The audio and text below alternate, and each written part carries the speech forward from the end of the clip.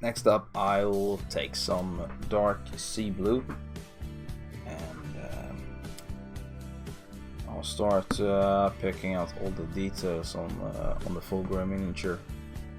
But this is not like the usual paneling and lining, bleeding, painting to recessed areas. In case if you're painting in Primark, that is, because all these details are so small. You see all these ornaments here, so you need quite a small brush and a lot of precision, because you will actually need to cover around all the little ornaments and details here. I think it's a fair thing to say that you can paint them a little bit,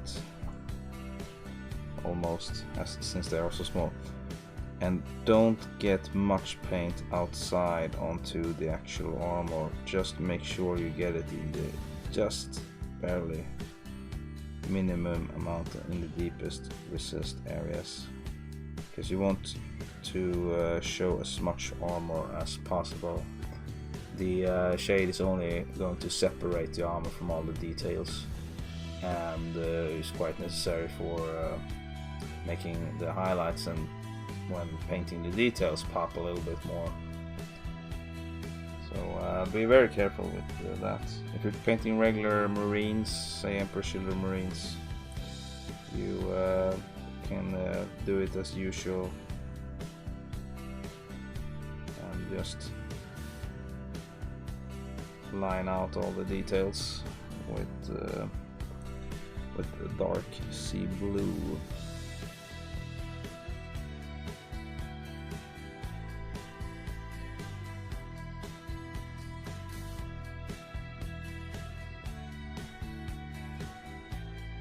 So of course I won't show all the lining in this video, since it's gonna take me a while if I speak my mind about that.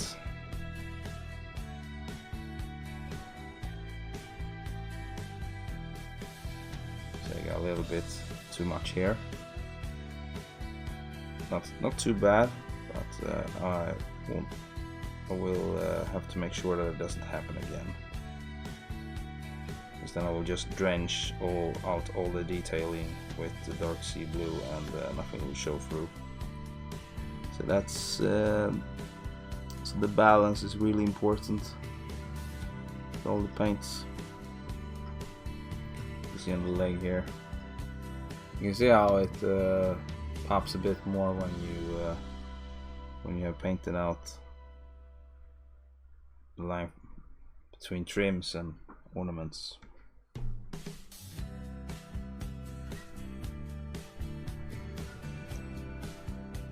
So yeah, I'll go ahead and do this, and then next we'll move on to our highlights. So we're gonna do some blending and some fine edge highlighting onto details and edges and such, to make the armor stand out a little bit more, since this is a Primark. So now I have painted out all the details and ornaments with the dark sea blue, and really focused on making those thin lines, so desperately needed, since the details are so small on this model. So now you can see that the armor takes a whole new shape than it did before, and all that airbrush work blends into the rest of the miniature. And now it's a lot more easier to also see where you're going to pick out all your golds and other details apart from the armor, and also where to put your highlights down and such onto the pink purple armor. So yeah, so it really pays off to be that careful when you're painting details this small. Alright, next up to the highlights. So for this I'm going to use a mix of the sunset red and the ice yellow. since yellow stands out quite nice from the purple tones that we have used. It's a perfect contrast paint to mix into the sunset red.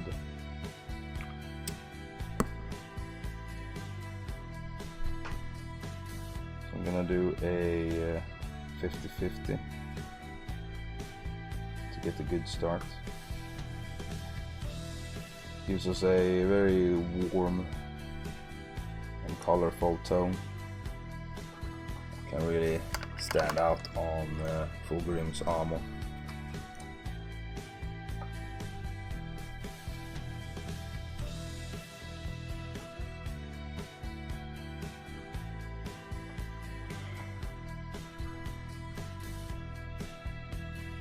So I'm thinking we'll work up some more layers on top of his thigh here. I need some more glaze to this. We want it to blend in with our smooth airbrush transitions, so a lot of glaze is preferred here.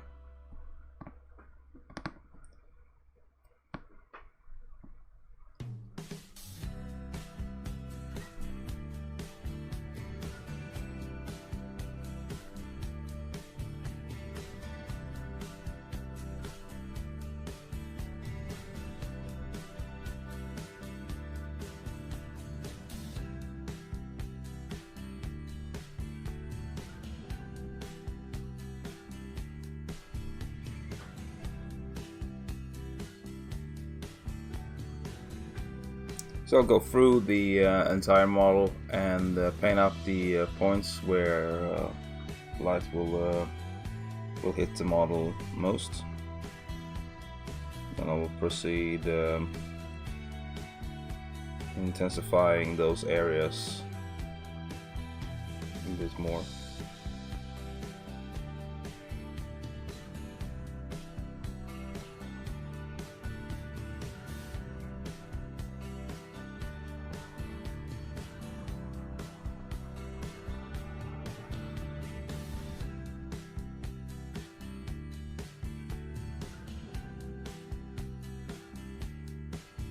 Something I want to do though is to paint out the line on his chest here to distinguish it from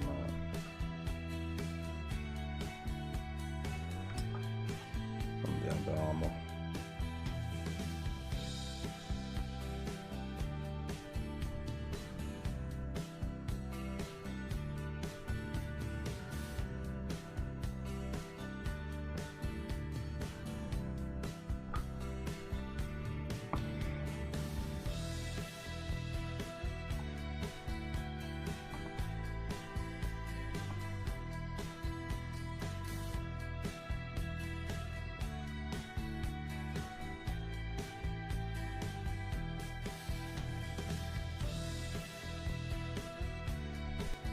And the reason why it's good to do this is because then you let the glaze set on the other parts while you do the others.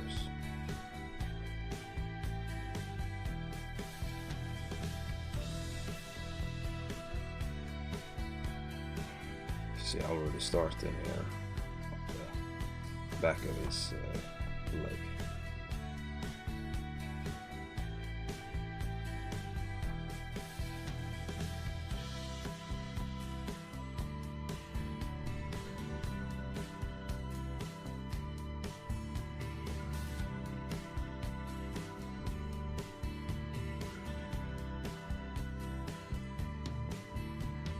Something that can be quite difficult with this model is to navigate through all the details, because they get in the way for your brush strokes and such. So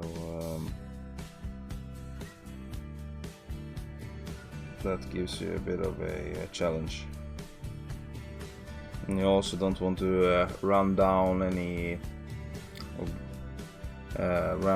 paint into the recessed areas of the details either. then I have to repaint those, which is of course very easy to do, at least. So if you do, just pick up the dark sea blue again and repaint it.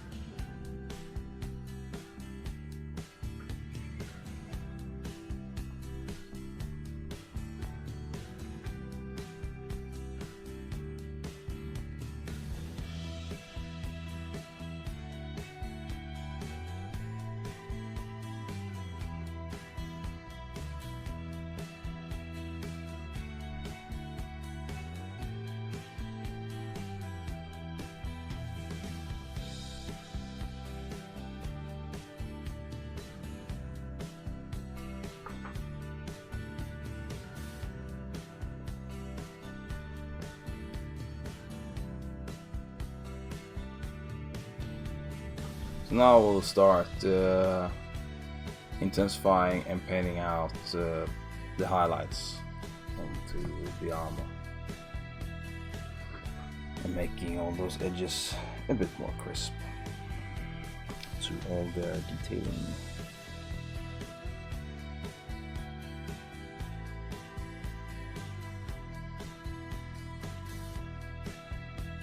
And as I have mentioned many times before, the primer marks have such crisp and small details that you need to be really careful, and your lines have to be even thinner when painting these guys.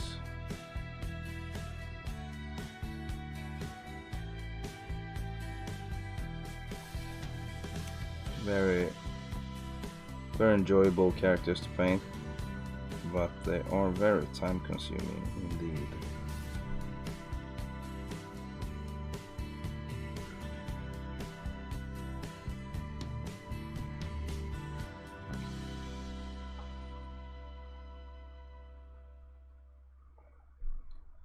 I think I need some more.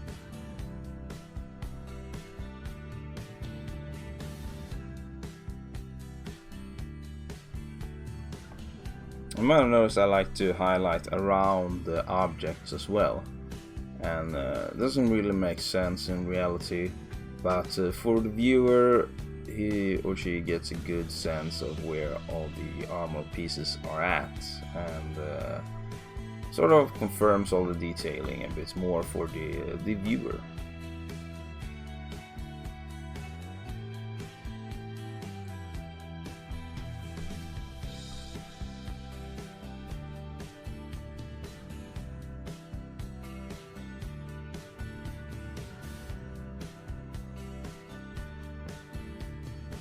And since the line here was more translucent, now I could draw a sharp line of highlights from there. That should be in a good angle to the rest of the model in the pose he is leaning in. So we get a little bit of a nice light reflection going on there later. It will be sort of an eye catcher for the miniature.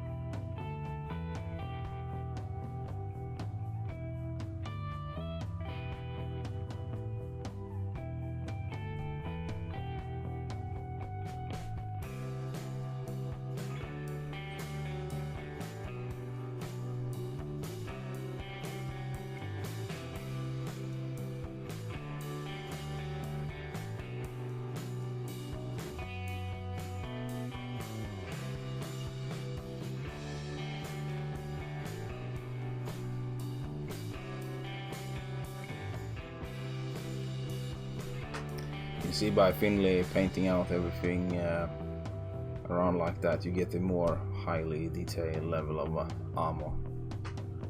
Just gives a more interesting look. You can also see it as a little bit of a freehand onto it or something like that when painting all those lines around the ornaments.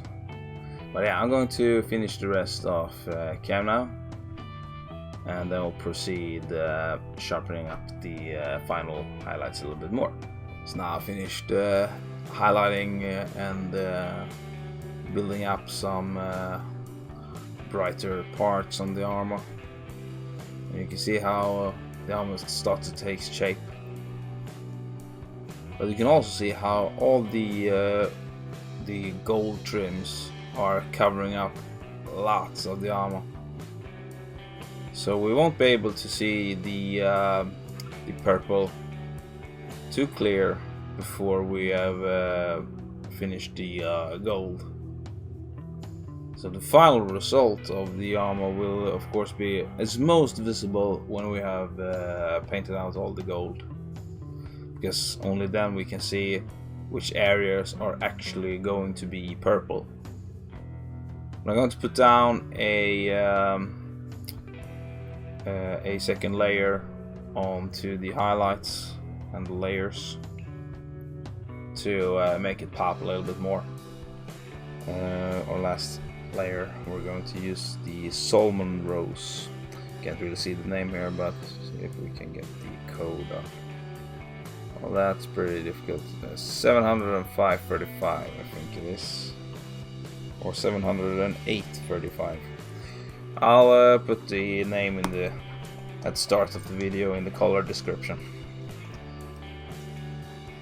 Anyway, so first I was going to mix a little bit of my own paint, but then I remembered I had this paint in my collection, so this might actually work better than the previous mixture that I was planning on. So here we have some mixture of the sunset red and the ice yellow. So I'm just going to take the salmon rose and mix it in here, just so we get a little hint of the previous tone. Makes it easier to blend them together. We'll glaze on my palette there.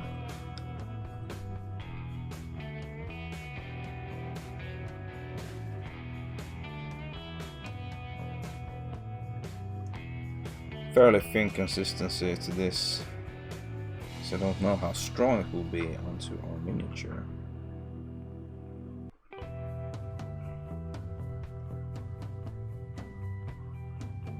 And this will work nicely.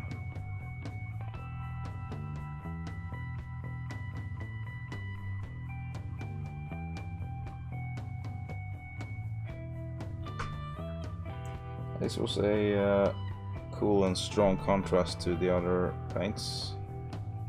It really makes for a final crisp highlight.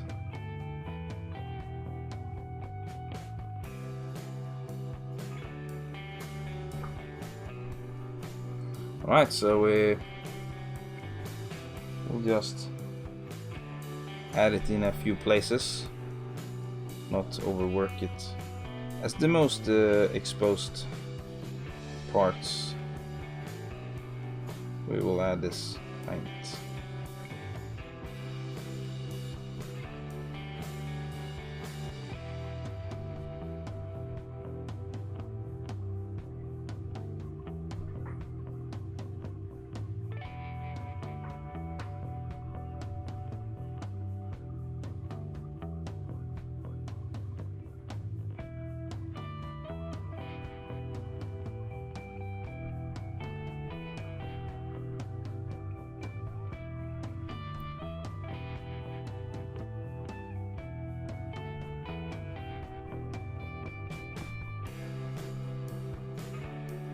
So we'll add a little bit more at the more layered areas. to create a brighter surface, showing that the light hits there more than the other surfaces. So I think we start with that on all those areas previously painted like that.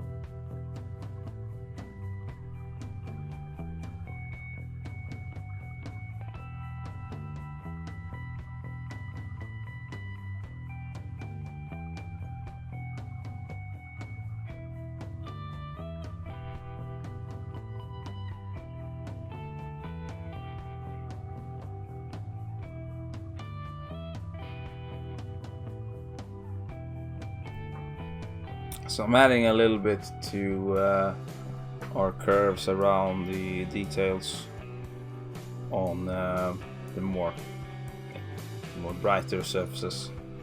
Like here, I add a little bit. So here is a very bright surface, and also here because a light starts to build up very close to that. Try to keep them a bit close together to show that all of the leg is fading to the dark and building up to the light.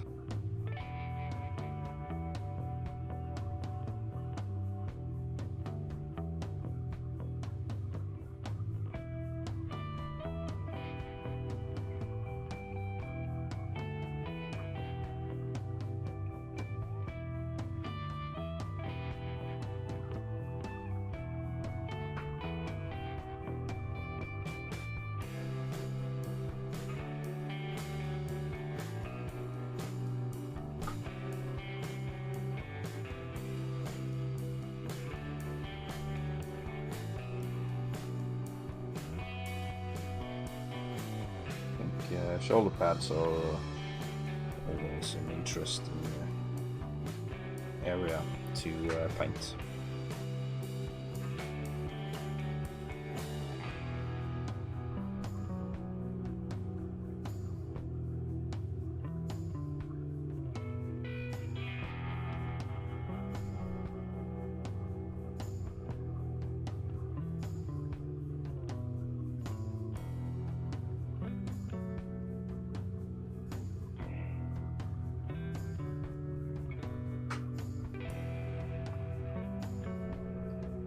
Alright. Starting to become something here.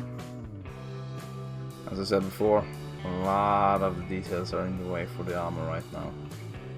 Looks kind of messed up. But once they are out of the way, you can see the full picture. Alright, so I'll paint the rest of cam. So now the purple armor is almost complete. I've chosen to add one last little highlight of the good old aged white. Very good paint for making reflection spots, in my opinion. So take a little bit of this, and I will just add to the most exposed parts, because otherwise the armor is quite bright and colorful already. So this is not very necessary. But to the most exposed areas of the armor, I will add a little light spot.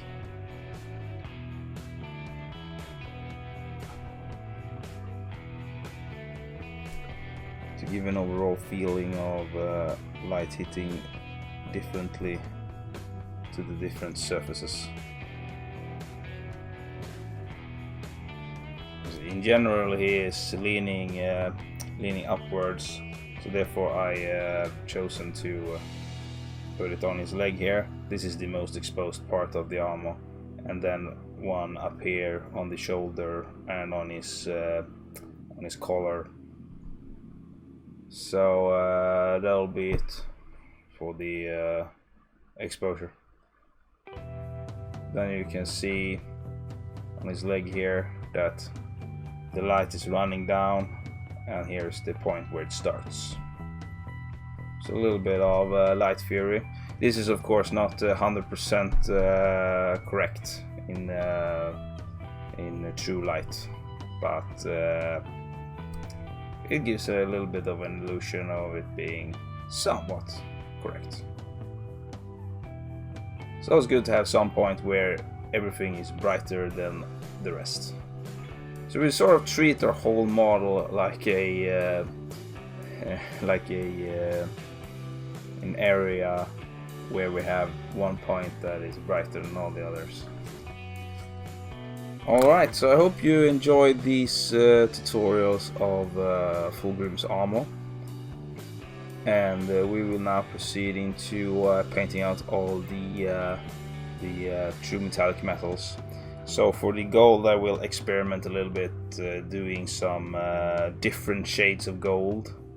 For example, on his eagle here, I'll make the feathers in a one color of gold, and the trim for it with the eagle head in another shade of gold. So we'll see how that turns out, and what I can teach you of that. Okay, thank you for watching. See you in the next one.